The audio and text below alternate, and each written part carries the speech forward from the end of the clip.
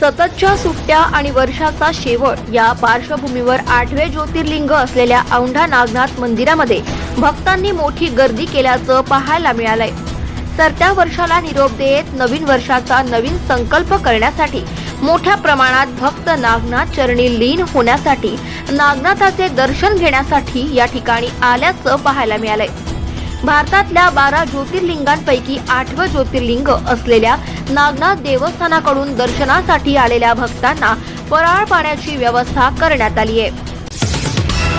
वसमत विधानसभा मतदारसंघातील तथा औंढा नागनाथ तालुक्यातील माथा सर्कल रुपूर कॅम्प येथे राष्ट्रवादी काँग्रेस पक्ष संपर्क कार्यालयाचे उद्घाटन आमदार राजूभैया नवघरे यांच्या हस्ते करण्यात आले। यावेळी बाबासाहेब गायकवाड, गोपाळ मगर, प्रवीण टोंपे, भगवानराव इघारे, भैया पाटील उखळीकर, गजानन सांगळे, अनंता सांगळे, मुंजा रणमाळ, ऋषिकेश रणमाळ, योगेश देशमुख, आदित्य आहेर, आशीर्वाद इंगोले, राजू अप्पा टाले, बारकोजी घुगे यांच्यासह अनेकांची उपस्थिती होती।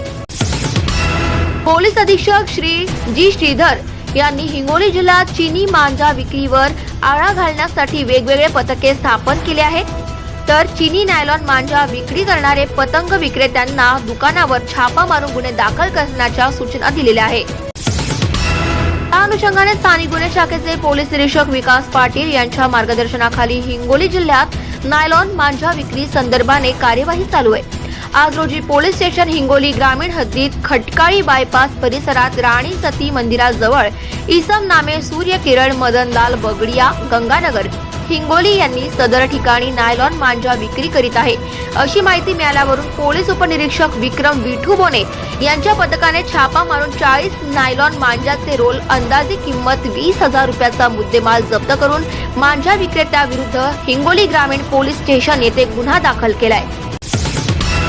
तसेच पोलीस उपनिरीक्षक माधव जिव्हारे यांच्या पथकाने पोलीस स्टेशन हिंगोली शहर हद्दीतील हरण चौक येथील इसम नामे महेश बाळाराम मुदिराज यांच्या दुकानात छापा मारून नायलॉन मांजाचे 9 रोल अंदाजे किंमत 4,500 रुपयाचा मुद्देमाल जप्त करून सदर इसमा विरुद्ध हिंगोली शहर पोलीस ठाणे येथे गुन्हा दाखल केलाय।